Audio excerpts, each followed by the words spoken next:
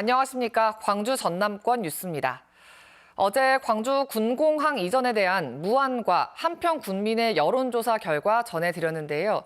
전남 서남권의 또 다른 현안인 무안반도 통합에 대해서도 목포와 신안, 무안 지역민들의 생각을 물었습니다. 여론조사 결과를 양창희 기자가 정리했습니다. 지역 소멸을 막고 경제 규모를 키우자며 30년 전부터 추진된 무안반도 통합. 그동안 성과를 거두지 못했지만 민선 8기 들어 목포시와 신안군이 통합 논의에 다시 속도를 내고 있습니다. 목포 신안 통합에 찬성하는지 반대하는지 물었습니다. 목포는 찬성이 78.1%로 압도적이었고 반대는 16.8%였습니다. 연령별로는 50대 이상의 찬성 응답이 확연히 높았고 29세 이하는 절반을 겨우 넘겨 대조를 이뤘습니다. 신안도 찬성 의견이 높았습니다. 다만 목포와 달리 찬성이 49%, 반대가 42.4%로 차이가 크지 않았습니다. 지역에 따라 의견이 엇갈렸는데 목포와 가까운 권역은 반대 비율이, 먼 권역은 찬성 비율이 높았습니다. 직업별로 보면 농어민들은 반대 의견이, 자영업이나 사무직 등은 찬성 의견이 더 많았습니다. 목포와 신안에 무안까지 포함하는 무안반도 통합에 대해서도 물었습니다.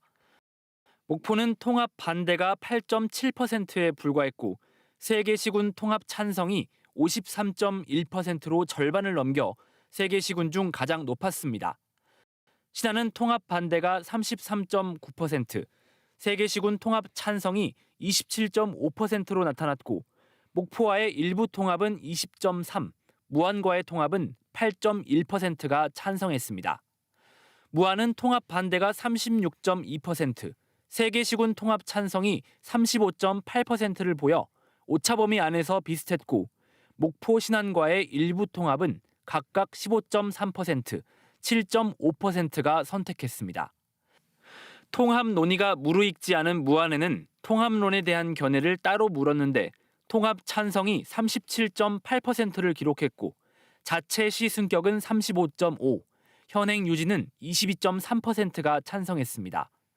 통합 시기에 대해서는 목포의 경우 내년 총선 전에 신속히 통합하자는 의견이, 무안은 3년 뒤 지방선거 이후 천천히 통합하자는 의견이 가장 많았습니다. 이번 조사는 KBS 광주총국이 한국갤럽에 의뢰해 지난 18일부터 20일까지 목포와 신안, 무안 지역 만 18세 이상 남녀를 대상으로 휴대전화 가상번호를 활용한 전화 면접 방식으로 진행됐습니다. 목포 504명, 신안 506명, 무안에서 501명이 답해 응답률은 목포 10.3%, 신안 15.7%, 무안 16.4%를 기록했고 표본 오차는 95% 신뢰 수준에 플러스 마이너스 4.4%포인트입니다. KBS 뉴스 양창입니다. 네, 목포와 신안의 통합은 논의와 무산이 반복돼 온 해묵은 과제입니다. 이번 여론조사를 통해 두 지역에서 통합의 필요성에 공감하는 사람이 더 많다는 사실이 확인됐는데요. 앞으로 남은 과제를 박지성 기자가 취재했습니다. 1994년 서남권 통합 논의로 시작된 목포 무안 통합. 2011년까지 6차례 시도됐지만 결국 성공에 이르지는 못했습니다.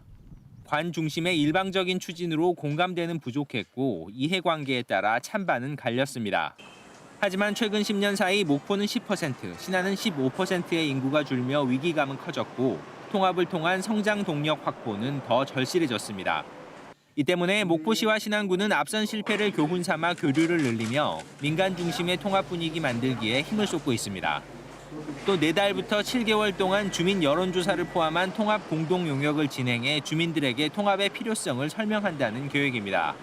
이 과정이 순조롭게 이루어지면 통합 합의문을 작성하고 본격적인 통합 절차에 들어가게 됩니다. 이후 이 합의문은 전남도와 자치분권위원회를 거쳐 통합 방안으로 만들어져 정부에 건의됩니다. 이 통합안이 의회 의결이나 주민투표를 넘어서면 통합이 확정되는 겁니다. 통합의 혜택을 정확히 설명하고 서로를 설득시킬 수 있는 합의안을 이끌어내는 것이 성공을 위한 조건입니다. 그런 약세인 곳이라고 생각되는, 즉 이 경우는 신안과 같은 곳의 대표성을 좀 더 반영해주는, 그러니까 신안 지역에서 이 통합을 주도하게 하는 이런 것도 필요하다 이렇게 생각을 합니다.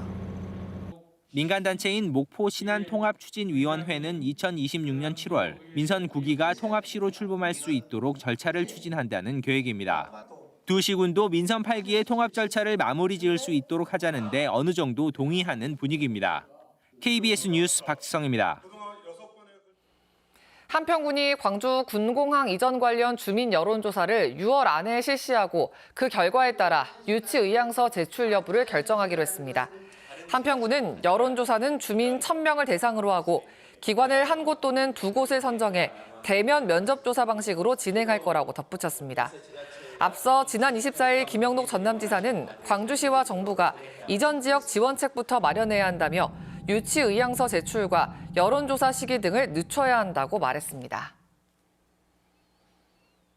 전라남도가 다문화 가정 학생들의 한국어 교육뿐 아니라 부모의 모국어도 체계적으로 배울 수 있도록 조례 제정을 추진하고 있습니다. 강점을 살려서 사회 적응을 돕고 향후 미래 인재로도 육성한다는 구상이 깔려 있는데 한국 학생들에 대한 역차별이란 시선도 있어서 공론의 장이 필요해 보입니다. 김정대 기자입니다. 다문화 가정 자녀들이 모인 한 교실. 한국어로 풀이된 화면을 보며 거꾸로 부모가 쓰는 모국어를 배웁니다.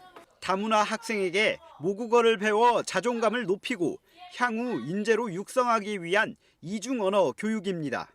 전남 지역 다문화 가정 학생 수는 11,000여 명으로 도내 전체 학생의 5.7% 수준. 최근 5년간 전남 지역 학생 수는 계속해서 줄어드는 반면 다문화 학생 수는 늘어나는 추세입니다.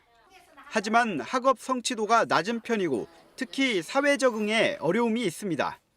부모의 모국어를 배우는 이중 언어 교육이 오히려 학교 적응을 돕고 한국 사회의 우수 인재로 성장할 기회를 제공한다는 점에서 전라남도 의회가 이를 체계화하는 조례 제정에 나섰습니다. 교육교차 해서 부분에 대해서도 이중 언어는 좀 필히 존중돼야 되고 그 다문화 학생들이 우리 전남에서 잘 정착해가지고 유능한 인재로 성장했을 때는 우리 대한민국이 더 이렇게 잘 사는 나라로 되지 않을까. 하지만 한편에서는 한정된 예산을 다문화 학생에게 지원하는 게 자국민에게는 역차별이 될 수 있다는 시선도 있습니다. 정확하게 얘기하면요, 자국민 여차별이고 이들에 대한 혜택만을 막 부어줄 것이 아니라 한국에 대한 정체성, 한국의 문화, 한국의 고유한 그 정체성과 역사를 더 가르치고. 전라남도는 이중언어 교육조례가 다문화 학생뿐 아니라 한국인 학생들에게 다양한 언어를 함께 배우는 장이 되도록 보완하는 한편 공청회 등을 통해 여러 의견을 듣고 반영할 계획입니다. KBS 뉴스 김정대입니다.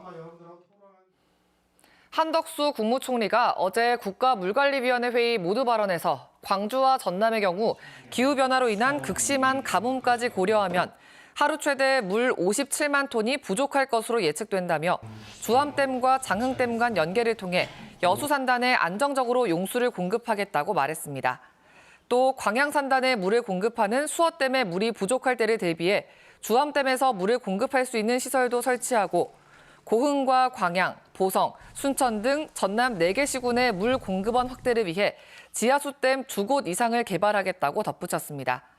한 총리는 광주의 식수원인 동복댐 물 부족 시 영산강 물을 공급하게 비상 연계 시설을 설치하고 승촌보와 죽산보는 가뭄과 녹조, 홍수 등 상황에 따라 탄력적으로 운영할 계획이라고 밝혔습니다. 무안군 간부 공무원 등의 뇌물수수 혐의를 수사하고 있는 경찰이 군청을 압수수색했습니다. 전남경찰청은 어제 김산 무안군수의 군청 집무실과 자택을 압수수색하고 관련 자료를 분석하고 있다고 밝혔습니다. 경찰은 무안군청 간부 공무원 등이 지난해 8억 상당의 관급공사 물품 납품 계약 과정에서 업체로부터 8천만 원의 금품을 받은 혐의로 수사를 이어가고 있습니다. 경찰은 또 전달된 돈이 김산 무안군수의 선거자금으로 쓰인 정황을 잡고 수사를 확대하고 있습니다. 광주시의회 환경복지위원회와 전라남도의회 보건복지환경위원회는 어제 업무 협약을 체결하고 공동으로 영산강 수질 오염의 원인을 규명하고 대책을 마련해 중앙정부에 지원을 건의하기로 했습니다.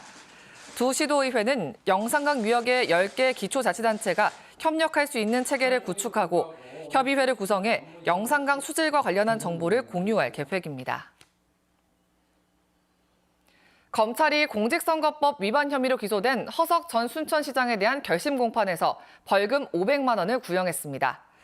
허 전 시장은 지역신문사 대표를 지낼 당시인 2021년 국가보조금을 유용한 혐의로 재판을 받는 과정에서 관계자들의 변호사비를 대신 내준 혐의로 기소됐습니다.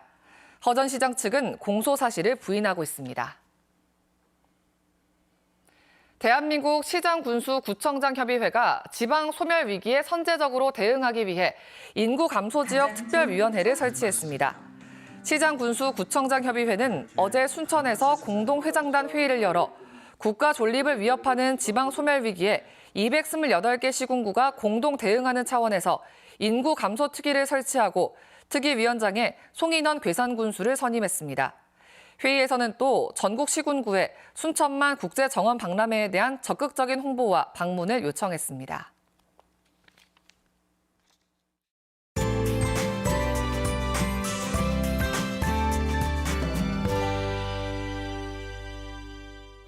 오늘 아침 안개가 짙게 낀 곳들이 많습니다. 특히 이렇게 붉은색으로 표시된 내륙 지역을 중심으로는 가시거리가 200m 안팎까지 내려갔는데요. 강이나 호수 부근에서는 가시거리가 더 짧아질 수 있습니다. 운전하실 때 각별히 주의하셔야겠습니다. 오늘 낮 동안 전국 대부분 지역에서 강풍이 예상이 되는데요. 순간 풍속 초속 15m 안팎의 강한 바람이 불겠습니다. 다음 자세한 지역별 날씨입니다. 오늘 구름 많다가 오후부터 차차 맑아지겠습니다. 아침 기온은 광주 6도, 장성 3도 등으로 어제보다 1도에서 최대 7도가량이나 뚝 떨어져 쌀쌀합니다. 한낮 기온도 광주가 17도로 평년 기온을 5도가량 밑돌겠습니다. 고흥과 구례의 낮 최고 기온 18도 등으로 어제보다 2에서 9도가량 높겠습니다. 목포의 한낮 기온 15도, 영암과 강진 17도, 해남 16도로 비교적 쌀쌀하겠고요. 신안을 비롯한 도서 지역은 14도에서 15도가 예상됩니다. 바다의 물결은 전해상에서 비교적 잔잔하겠습니다. 내일 아침 기온은 오늘보다도 더 낮아져 서리가 내리는 곳들이 있겠고요. 내일 낮부터 따뜻해지겠습니다. 다만 금요일부터 다시 흐려져서 토요일 오전에는 비 소식 나와 있습니다. 날씨였습니다. 4월 26일 뉴스광장 마칩니다. 시청해주신 여러분 고맙습니다.